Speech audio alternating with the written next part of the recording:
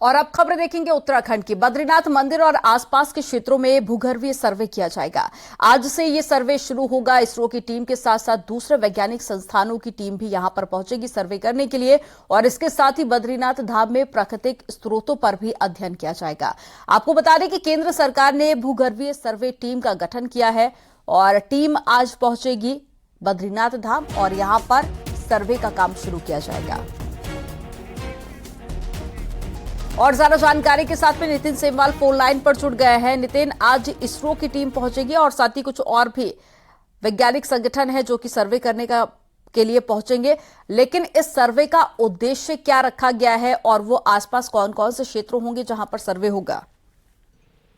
जी, बद्रीनाथ धाम में जो master plan का कार्य चल रहा है उसके तहत काफी छेड़खानियां होनी है, यानी कि खुदाई के काम होने हैं।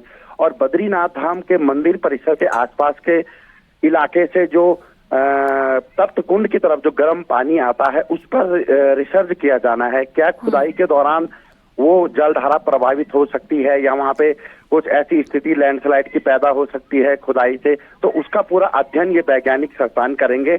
और इसके अलावा बद्रीनाथ धाम में जो निर्माण कार्य चल रहे हैं उस निर्माण कार्यों को लेकर भी अध्ययन किया जाएगा कि यहाँ पे किस तरीके के निर्माण कार्य होने चाहिए, या ज्यादा निर्माण कार्य होंगे तो भविष्य में कोई बड़ा खतरा न हो। तो पहले ही इस पर अध्ययन किया जा चुका है, लेकिन अब गहरी तौर पर अध्ययन किया जा रहा है और केंद्र सरकार के द्वारा ये टीमों का गठन करके यहाँ पे भेजा गया है। जी, आप नजर बनाए रखिएगा। नितिन, जानकारी साझा करने के लिए बहुत शुक्रिया आपका।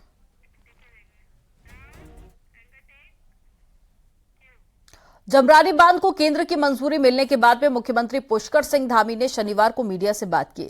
सीएम धामी ने प्रधानमंत्री मोदी का आभार जताया और कहा कि 1975 से अटकी परियोजना प्रधानमंत्री मोदी के चलते साकार होने जा रही है। सीएम धामी ने कहा कि जमरानी बांध का फायदा उत्तराखंड के साथ साथ यूपी के भी कई जिलों को होगा। जमरानी बांध योजना का 90% खर्च केंद्र सरकार उठाएगी। इसके अलावा जो बाकी 10% खर्च होगा वो राज्य सरकार वहन करेगी, जबकि यूपी सरकार के साथ भी कुछ खर्च उठाने के लिए एमओयू साइन किए जाएंगे, क्योंकि योजना का फायदा यूपी वासियों को भी मिलेगा। जमरानी बांध से बिजली के साथ साथ पेयजल और सिंचाई के लिए भी पानी मिलेगा।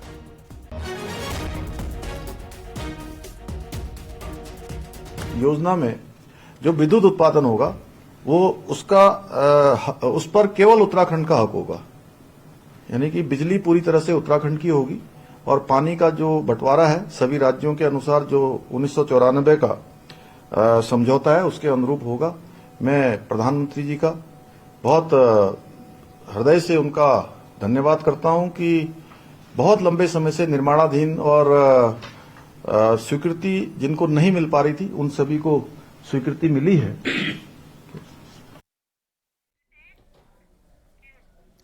मेरी माटी मेरा देश अभियान के तहत में शनिवार को मुख्यमंत्री पुष्कर सिंह धामी ने राज्य स्तरीय अमृत कलश यात्रा को दिल्ली के लिए रवाना किया।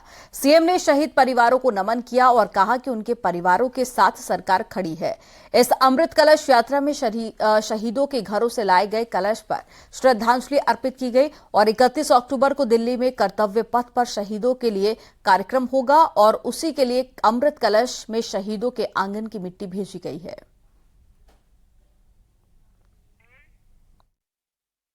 सभी वीर सैनिकों को, उनके सभी परिजनों को अपनी ओर से सभी का मैं भावपूर्ण स्मरण करता हूं और यहां पर उपस्थित होने पर सभी हमारे वीर जवानों का और उनके परिजनों का अपनी ओर से दोनों हाथ जोड़कर सर झुकाकर उन सबको प्रणाम भी करता हूं, नमन करता हूं। धामी कैबिनेट का विस्तार जल्द हो सकता है। लोकसभा चुनाव को देखते हुए पार्टी जल्द ही विस्तार के मूड में है। ऐसे में नैनीताल, हरिद्वार के साथ ही 2 बॉर्डर जिलों से भी एक विधायक की किस्मत खुल सकती है, क्योंकि 4 खाली पदों को भरकर बीजेपी 2024 की जीत पक्की करना चाहती है। एक रिपोर्ट आपको दिखाते हैं।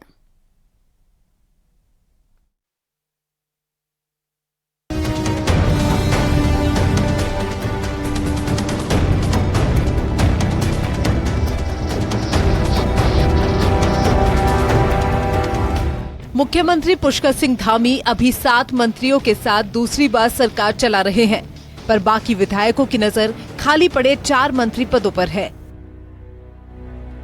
तय है कि मंत्री बाकी बचे 39 विधायकों के बीच से बनेंगे। खबर है कि बीजेपी संगठन और सरकार मंत्रिमंडल का विस्तार लोकसभा चुनाव से पहले चाहते हैं, ताकि मंत्रिमंडल में सभी जिलों का बैलेंस हो। अभी धामी मंत्रिमंडल में नैनीताल और हरिद्वार जिले से कोई मंत्री नहीं है, इसीलिए लोकसभा चुनाव को देखते हुए इन 2 जिलों से एक एक मंत्री बनना तय है। खास बात ये भी है कि इन्हीं 2 लोकसभा सीटों से कांग्रेस के सबसे ज्यादा 11 विधायक हैं। पहाड़ी जिले उत्तरकाशी और पिथौरागढ़ से भी कोई मंत्री नहीं है। वहीं देहरादून में 9 विधायकों में सिर्फ एक मंत्री प्रेमचंद अग्रवाल हैं। इन्हीं 3 जिलों से 2 मंत्री बनाए जाने का प्लान पार्टी कर रही है। तो मंत्री चंदन रामदास के निधन से खाली हुए पद में एक दलित विधायक को मंत्री बनाया जा सकता है। 4 पदों में जिन जिलों को प्रतिनिधित्व नहीं मिला है उन जिलों को प्रतिनिधित्व का एक स्थान बनेगा। हरिद्वार नैनीताल हमारे बहुत प्रमुख जिलों में है, तो जब भी विस्तार होगा इसी का ध्यान रखें। इसके अलावा भी और जो पर्वतीय क्षेत्र के जिले हैं, जिन जिलों में ये लगता है कि भाई लंबे समय से हम प्रतिनिधित्व दे पा रहे हैं, ऐसे जिलों को प्रतिनिधित्व देने का काम सरकार करेगी, ऐसे हमको पूरी उम्मीद है। मंत्रिमंडल के 4 पद भरकर बीजेपी जहां क्षेत्र, जाति और जिलों में बैलेंस बनाना चाहती है, वहीं असल प्लान 2024 का चुनाव जीतने का है। सारा मंत्रिमंडल में विस्तार करना, उस पर निर्णय लेना, ये माननीय मुख्यमंत्री जी का विवेक होता है। मुख्यमंत्री जी किसको मंत्री बनाते हैं, किसको नहीं बनाते हैं, ये उन पर निर्भर करता है। और जैसे कुमाऊं हमारा गढ़वाल है, जहाँ से अभी कम है मंत्री, वहाँ का भी बैलेंसिंग करेंगे। लोकसभा चुनाव को देखते हुए बीजेपी हर सीट पर समीकरण साधना चाहती है, इसीलिए लोकसभा चुनाव से पहले मंत्रिमंडल विस्तार तय माना जा रहा है। न्यूज 18 के लिए देहरादून से दीपांकर भट्ट की रिपोर्ट।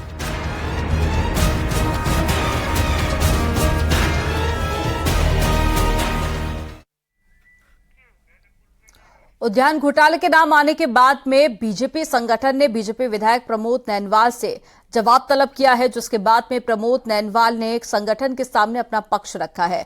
नैनवाल के मुताबिक सरकारी स्कीम में 50% सब्सिडी मिलनी थी और उनके भाई ने 2400 सेब के पेड़ लगाए थे, जिस पर उन्हें सब्सिडी मिली थी। और आपको बता दें कि नैनीताल हाईकोर्ट ने उद्यान घोटाले में सीबीआई जांच के आदेश दिए थे और उस आदेश में ही प्रमोद नैनवाल का नाम शामिल है।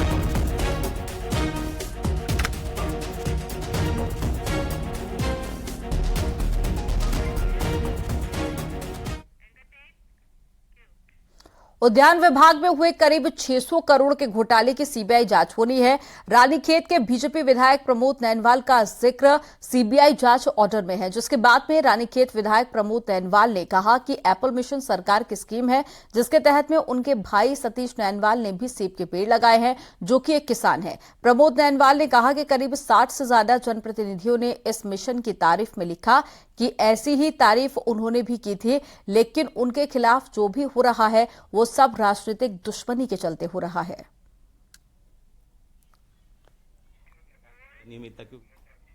और जो जिस जमीन की बात की जा रही है वहां पर हमारे पूरे क्षेत्र के करीब 10-12 किसानों की करीब 100 नाली जमीन वहां पर है।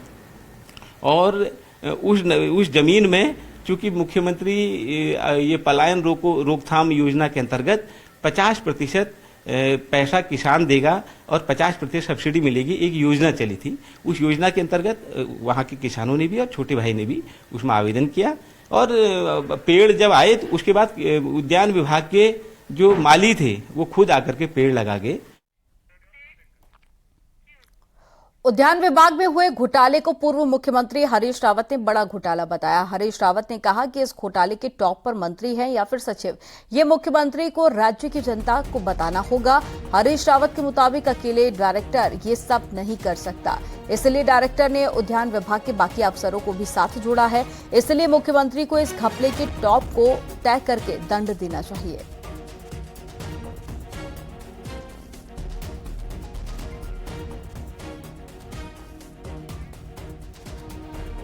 इन्वॉल्वमेंट भी बहुत सारे लोगों का है, तो ये बिना शीर्ष के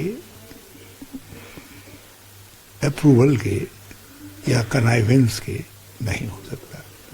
अब मुख्यमंत्री को तय करना है कि शीर्ष कौन है। शीर्ष सेक्रेटरी है, शीर्ष मंत्री है, कोई तो शीर्ष है, क्योंकि अकेले एक डायरेक्टर नहीं कर सकता। और डायरेक्टर ने जिस प्रकार से उद्यान अधिकारियों को इन्वॉल्व किया है और उनको इन्वॉल्व किया है, और अब एक पॉलिटिकल इन्वॉल्वमेंट भी सामने आया है सत्तारूढ़ दल का, तो इससे और ज्यादा गंभीर हो गया है। उत्तराखंड के 3 जिले पिथौरागढ़, चमोली और उत्तरकाशी का गठन राष्ट्रीय सुरक्षा के लिहाज से हुआ है। ये तीनों जिलों की सीमाएं चाइना से सटी हुई है। बीते कुछ सालों में केंद्र सरकार ने BRO के जरिए इन जिलों के बॉर्डर इलाकों को रोड से जोड़ने का काम तेजी से किया है। बावजूद इसके चमोली और उत्तरकाशी में तो बॉर्डर को जोड़ने वाली सड़कों की हालत कुछ ठीक है, लेकिन पिथौरागढ़ में लिपुलेख बॉर्डर को जोड़ने वाली सड़कों की हालत काफी ज्यादा खराब है। जबकि इस रोड पर 2020 में रक्षा मंत्री राजनाथ सिंह उद्घाटन करने के लिए पहुंचे थे, उद्घाटन भी किया और इस रोड पर आए दिन हादसे भी हो रहे हैं। वहीं रक्षा राज्य मंत्री अजय भट्ट का दावा है कि जल्द ही इस रोड को सुरक्षित बनाया जाएगा।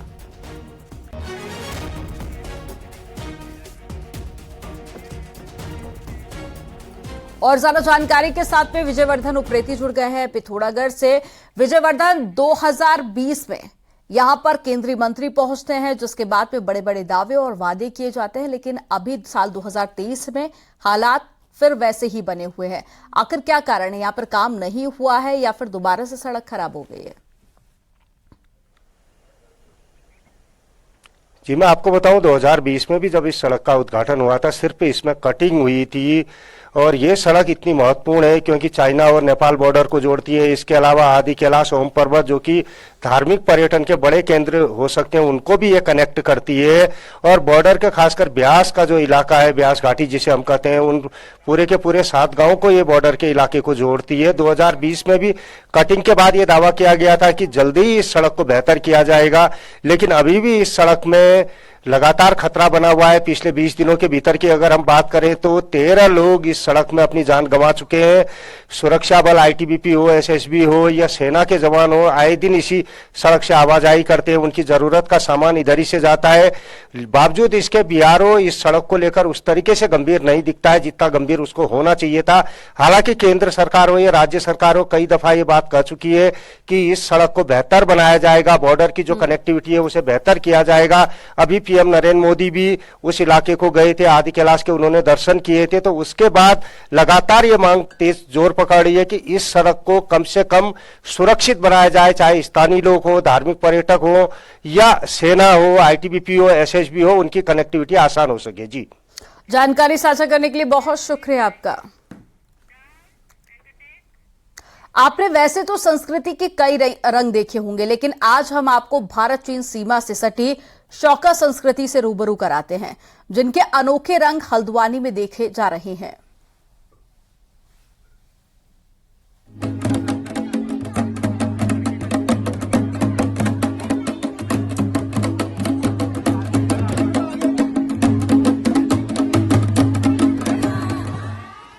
सुंदर ट्रेडिशनल ड्रेस में सजे ये हैं उत्तराखंड के पिथौरागढ़ जिले में भारत चीन सीमा से सटी मिलम घाटी के लोग। शोका संस्कृति के इन लोगों का संगम अगले 3 दिनों तक कुमाऊं के मैदान हल्द्वानी में होने जा रहा है, वो भी इस जोहार महोत्सव के जरिए, जहां आपको शोका संस्कृति के हर रंग दिखाई देंगे।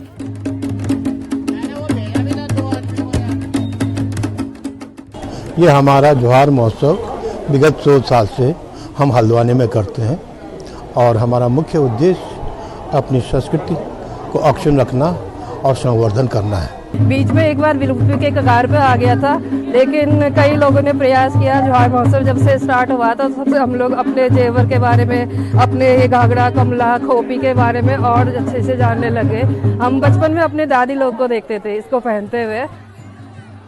दरअसल पिथौरागढ़ जिले के 2 ब्लॉक जनजातीय समुदाय की सांस्कृतिक विरासत वाले ब्लॉक हैं। धारचूला ब्लॉक की दारमा, चौंदास और व्यास घाटी में जहां रंग समुदाय के रंग दिखते हैं, वहीं मुनस्यारी की मिलम घाटी में जोहार के रंग बिखरे पड़े हैं।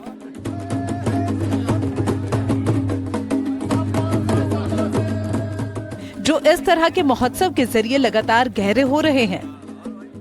खास बात ये है कि इस घाटी के लोग भी अब पीएम मोदी को अपने यहाँ आने का न्योता दे रहे हैं।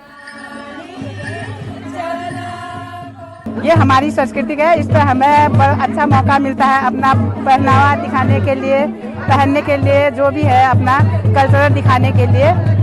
मतलब बहुत अच्छा लगता है जो हमारी कल्चर है। जो उनको प्रचार प्रसार मिला राष्ट्रीय स्तर पर धारचूला को मोदी के आने से, वैसे ही हम भी चाहते हैं कि जो जोहार की संस्कृति है, जो बहुत मिलता जुलता कुमाऊं से है, कुमाऊं के कल्चर से, उसको भी आगे आने के लिए हम सभी को प्रेरित करते हैं। पीएम मोदी की आदि कैलाश यात्रा में रंग समुदाय के खान पान से लेकर रहन सहन तक की चर्चा देश में होने लगी है। ऐसे में जोहार के लोग भी अपनी संस्कृति को लेकर संजीदा हैं, जिसके सुंदर दीदार अगले 3 दिनों तक हल्द्वानी में होंगे।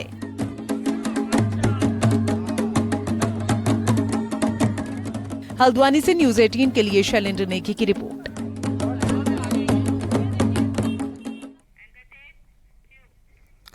बॉलीवुड सिंगर जुबिन नौटियाल शनिवार को बिसोई गांव में अपने कुल देवता के मंदिर महासू मंदिर पहुंचे। बिसोई गांव में ठीक बगल में ही जुबिन नौटियाल का गांव है। परिवार के साथ साथ जुबिन नौटियाल मंदिर में दर्शन करने के लिए भी पहुंचे और मंदिर में माथा टेका और साथ ही देश के लिए खुशहाली की कामना की। साथ ही लोगों से बातचीत की और हालचाल जाना और मिठाई भी बांटी। जुबिन नौटियाल ने बताया कि जब भी देहरादून आते हैं वो अपने कुल देवता के दर्शन करने के लिए जरूर आते हैं। बार मैं मुंबई से देहरादून आने का मौका मिलता है तो मैं आ जाता हूँ मंदिर हर वक्त। ऐसा बहुत कुछ खास नहीं है, बस खास ये बात है कि आज मुझको फिर से मौका मिला महाराज के दर्शन करने का। मेरे ख्याल नवंबर में एक बहुत ही खूबसूरत एल्बम रिलीज़ कर रहा हूँ, जो आप लोग के प्लेलिस्ट में काफ़ी समय तक गाने बजने वाले हैं। रामनगर स्थित गारसिया मंदिर के टीले को बीते सालों में नुकसान पहुंचा है, जिससे अब इस मंदिर के अस्तित्व पर भी खतरा मंडरा रहा है। एक रिपोर्ट आपको दिखाते हैं।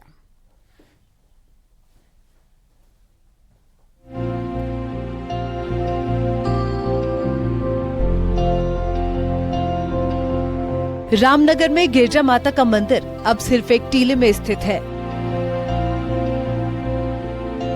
जो कोसी नदी के ठीक बीचों बीच है। इस मंदिर के लिए एक पुल बनाया गया है। माना जाता है कि पुल को बनाते समय यहाँ विस्फोट किए गए थे, जिससे इस टीले में दरारें आ गई और सरकारों द्वारा इस पर ध्यान नहीं दिए जाने से श्रद्धालुओं में नाराजगी है।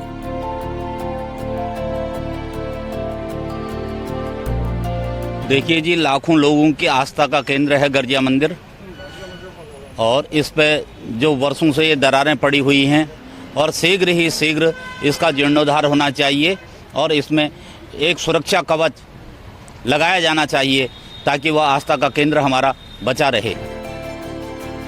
कोसी नदी के बीच स्थित होने के चलते इस टीले को नीचे से भी नुकसान पहुंच रहा है, जबकि इसमें पड़ी दरारें अब बढ़ गई हैं, जिसको देखते हुए सिंचाई विभाग ने मंदिर के इस टीले को बचाने के लिए 9 करोड़ का प्रस्ताव बनाया है, जिसे शासन और पर्यटन मंत्रालय को भेजा गया है। 2 तरीके से जो डैमेजेस हो रहे हैं, एक तो रिवर से कटाव हो रहा है और दूसरा बरसात से वेदरिंग हो रही है। तो उसके लिए हमने डीपीआर बनाई हुई है, जिसमें 9 करोड़ 23 लाख की लागत हमने की है अभी। इसमें हमने नीचे कोसी नदी के बाढ़ से बचाने के लिए एक रिटेनिंग वॉल का प्रोविजन किया हुआ है, जो HFL लेवल तक हमारी रिटेनिंग वॉल जाएगी। उसके उपरांत जो टीले की हाइट बच जाएगी, उसमें हमने शॉर्टकट करते हुए टीले को स्ट्रेंथनिंग करने का प्रोविजन रखा हुआ है। गर्जिया मंदिर लाखों भक्तों की आस्था का केंद्र है। यहाँ देश के कोने कोने से भक्त मां के दर्शनों के लिए आते हैं। ऐसे में इस मंदिर को बचाने के लिए सरकार को जल्द ही कदम उठाने होंगे, जिससे कि श्रद्धा का ये ऐतिहासिक मंदिर ऐसा ही बना रह सके। न्यूज 18 के लिए रामनगर से गोविंद पाटनी की रिपोर्ट।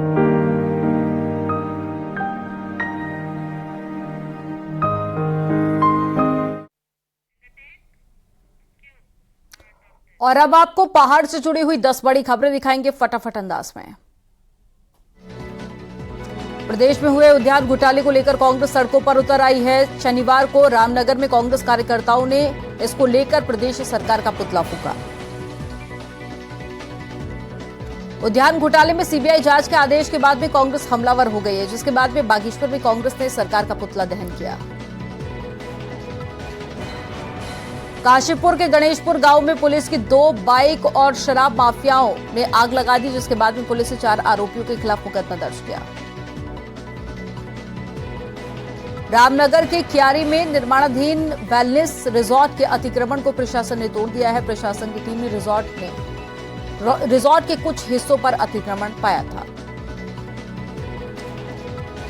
रुद्रप्रयाग में सूचना के अधिकार को लेकर एक वर्कशॉप का आयोजन किया गया और इसमें अधिकारियों की भूमिका को लेकर जानकारी दी गई। बागेश्वर में छात्र संघ चुनाव को लेकर एबीवीपी सहित सभी छात्र संगठनों ने अपने प्रत्याशी घोषित कर दिए हैं, जिसके बाद भी छात्र नेताओं ने प्रचार अभियान की भी शुरुआत की। रुद्रप्रयाग के उद्यमी अब अपने उत्पादों को ऑनलाइन बेच सकेंगे, जिसके लिए उद्यमियों की ट्रेनिंग भी दी जाएगी, जिससे कि प्रोडक्ट को वेबसाइट पर अपलोड किया जा सके। केदारनाथ धाम में सुलभ इंटरनेशनल स्वच्छता अभियान चलाया जाएगा, जिसमें बड़ी मात्रा में कूड़ा करकट इकट्ठा किया गया। चमोली में वाल्मीकि जयंती के अवसर पर वाल्मीकि समाज के लोगों ने भव्य झांकियां निकाली और अपने अस्त्र शस्त्रों का भी पूजन किया। बागेश्वर में एनसीसी के ग्रुप कमांडर ने 81 यूके बटालियन एनसीसी का निरीक्षण किया। साथ ही उन्होंने एनसीसी से होने वाले फायदे भी बताए।